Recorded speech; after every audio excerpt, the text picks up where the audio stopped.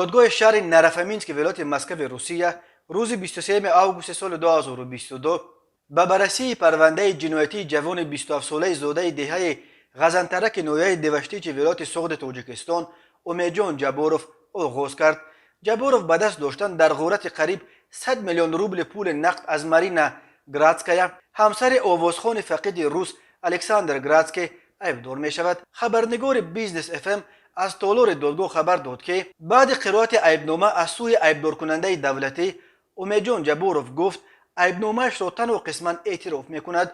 او گفت که شریکانش او را برای تشکیل صدمه بر دروغ جلب کرده بودند و او راضی نیست که کردارش بر اساس قسم 4 ماده 162 کودکس جنایتی روسیه همچون راهزنی گروهی به مبلغ بزرگ تعبیر و ارزیابی شود. جباروف گفت او این را هم نمیدونست که شریکانش با خود سلاح گرفتند. قبلا ادوکات او ایگور چویچالوف گفته بود که امیدجان جباروف دست داشتن خود در این جنایت را پورا به گردن گرفته گفته است که میخواست است کمتر پول کار کند. به دنبال جباروف دادگاه جبری دیده مارینا گراتسکایا را بازپرسی کرده است. ادوکات او اندری ایگوروف از دادگاه خواسته است که بازپرسی موکلش به صورت پوشیده دایر شود. نه او و نه مارینا گراتسکایا درباره این بازپرسی جزئیاتی ندادند. جلسه نوبتی دادگاهی روز 9 سپتامبر دایر می شود. الکساندر گراتسکی آوازخوان و آهنگساز شناخته روس 28 نوامبر سال 2021 در سن 72 از عالم چشم پوشید.